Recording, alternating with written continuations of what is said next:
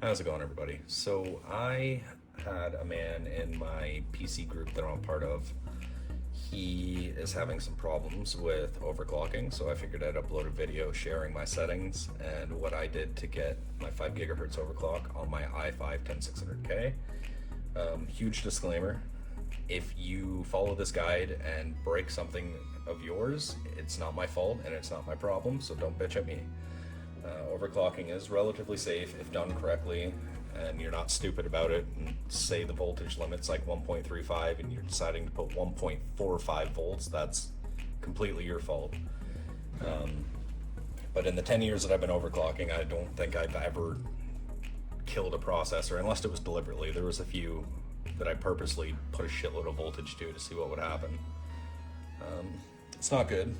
It does smoke sometimes.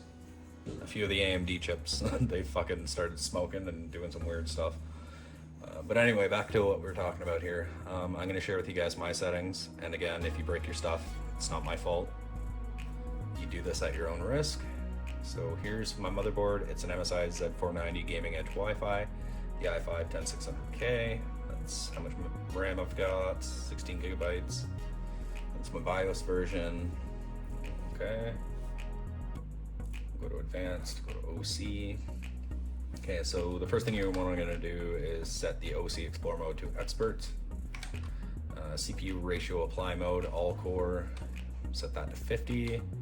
Fixed mode, so it stays at 50. The ring ratio, I had that set for 48, but for some reason I was getting temperature spikes of, I think it was like 93 degrees or 92 degrees. So I tried to figure out what was causing that, and it turns out it was the ring ratio being at 48. The ring ratio being at 48 was for some reason causing really high spikes. It was like every 10-15 minutes I get like a 0.5 a second spike where it just went 90 degrees or higher, and I was like, oh, whoa. So anyway, you can set that to 48 and see, and just watch your temperatures and see if it does the spiking, and if it does spike, then bring it down to 45, because that's what solved my temperature spiking problem. Leave all that alone. To make it easy on yourself, just enable XMP unless you want to spend hours and hours tweaking your memory. Over here. So I'm running 1.295 volts for my processor. I've heard people can run a 5 gigahertz overclock with this processor at 1.2 gigahertz or 1.2 volts. I had no luck with that. It just instantly crashed as soon as I turned the PC on. It wouldn't even boot into Windows. I could run it at 1.275, but when I did the overnight stress test, it crashed. So I was assuming that somewhere along there it needed some more voltage that it wasn't able to get. I wouldn't push this much past 1.32, just because like it does get fairly hot if you do that, running it like this. You could probably do something up here, like set a dynamic core if you wanted to.